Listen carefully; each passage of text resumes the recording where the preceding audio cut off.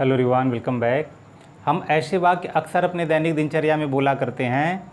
मुझे दूध पीने का मन कर रहा है, उसे सवाल हल करने का मन नहीं कर रहा था, हमें तैरने का मन कर रहा है। तो इस प्रकार के जो हमारे हिंदी के वाक्य आते हैं उनको अंग्रेजी में अगर बनाना होगा तो किस प्रकार के स्ट्रक्चर का प्रयोग करते हैं, सबसे पहले देखते हैं। तो यहाँ देखिए दिया है कि मुझे दूध पीने का मन कर रहा था या मन कर रहा है, इस प्रकार के सेंटेंस आते हैं। तो जो मन कर रहा है या मन कर रहा था तो उसमें फील लाइक का यूज होता है।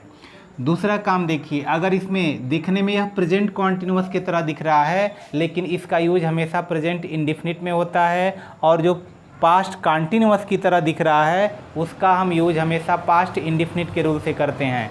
तो रूल देखते हैं। सबसे पहले हम लिखेंगे सब्जेक्ट, प्रेजेंट में होगा तो उसके बाद हम फील लगाएंगे। प्रेजेंट इंडेफिनिट में है तो उसको क्या करेंगे, अगर सब्जेक्ट सिंगुलर नंबर है तो फील्स कर देंगे। उसके बाद अगर यह पास्ट में है तो यही फेल्ट हो जाता है, FELT कर देते हैं, और उसके साथ हम तुरंत लाइक का यूज करते हैं। तो फील लाइक का यह प्रयोग है। मुझे दूध पीने का मन कर रहा था तो उसके बाद लाइक के बाद हम जो भी वर्ब होगा वर्ब को जिरंड फॉर्म में लिखेंगे। जिरंड फॉर्म का मतलब होता है वर्ब में ING जोड़ देना, और उसके बाद जो भी ऑब्जेक्ट होगा उस ऑब्जेक्ट को हम लिख देते हैं। जैसे दिया है कि मुझे दूध पीने का मन कर रहा है, यानी प्रेजेंट में है तो प्रेजेंट में दिख रहा है, कॉन्टिन्यूअस में दिख रहा है, लेकिन यह बनना है प्रेजेंट इंडेफिनिट में। तो सेंटेंस है मुझे दूध पीने का मन कर रहा है, तो सबसे पहले सब्जेक्ट, तो सब्जेक्ट का मतलब यहाँ मुझे मतलब आई हो जाएगा। तो यहाँ तुरंत इसके साथ हम फील का यूज करेंगे, तो आई फील। उसके बाद लाइक का यूज कर देंगे, आई फील लाइक।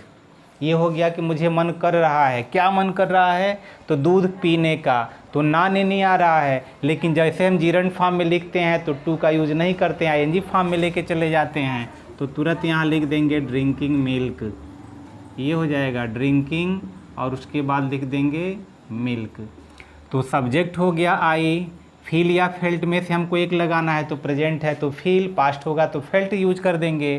तो यहाँ हो गया फील, उसके बाद लाइक, और जो भी वर्ब होगा जिरंड फॉर्म में, तो पीने का अंग्रेजी ड्रिंक, तो ड्रिंकिंग। अब क्या पीने का मन कर रहा है, तो दूध, तो दूध के लिए यहाँ मिल्क, और उसके बाद फुल स्टॉप लगा देंगे, बाकी कुछ बचा ही नहीं है। अगला सेंटेंस है कि उसे कॉफ़ी पीने का मन कर रहा है। उसे कॉफ़ी पीने का मन कर रहा है, या लड़की भी हो सकती है, लड़का भी हो सकता है। तो सी भी यूज कर सकते हैं, ही भी यूज कर सकते हैं, दोनों में से कोई यूज कर सकते हैं। तो अब यहाँ देखिए दोनों यह सिंगुलर नंबर में है, और यह जो रहा है यानी प्रेजेंट में दिया है, तो यहाँ जो फील है यह फील्स हो जाएगा, क्योंकि सिंगुलर नंबर अगर सब्जेक्ट है तो वर्ब भी सिंगुलर नंबर में यूज होगा, तो फील्स हो जाएगा, सी या ही फील्स। और उसके बाद यहाँ लिख देंगे लाइक। अब पीने का तो टेकिंग लिख सकते हैं, ड्रिंकिंग भी लिख सकते हैं। चलिए टेकिंग लिखते हैं, तो यहाँ लिखेंगे टेकिंग, और यहाँ हो जाएगा कॉफ़ी। ये हो जाएगा कि she feels like taking coffee, कि उसे कॉफ़ी पीने का मन कर रहा है। ये हमारा इसका अनुवाद हो जाएगा। इसी प्रकार अगला सेंटेंस है तुम्हें तैरने का मन कर रहा है, यानी तुम तैरना चाहते हो, तुम्हारी इच्छा हो रही है तैरने की, तो तुम्हारी तैरने की इच्छा हो रही है, मतलब तुम्हारा तैरने का मन कर रहा है। तो यानी सब्जेक्ट सबसे पहले यू। अब यह भी देखिए रहा रही है, प्रेजेंट में है, प्रेजेंट इंडेफिनिट के रूल से बनना है, तो इसलिए यहाँ लिख देंगे फील, और उसके बाद लाइक। और वर्ब हमारा है तैरना, तो उसको जिरंड फॉर्म में लिख देना है। तो तैरना की अंग्रेजी हो गई स्विम, ये हो गया। और इसको जैसे ही जिरंड फॉर्म में लिखेंगे तो यम डबल कर देंगे, क्योंकि यम के पहले एक हमारा वावेल आया हुआ है, तो डबल यम ING हो जाएगा, बाकी कुछ बचा नहीं है। तो यू फील लाइक स्विमिंग, तुम्हारा तैरने का मन कर रहा है या तुम्हें तैरने का मन कर रहा है, ये हमारा सेंटेंस का अनुवाद हो गया।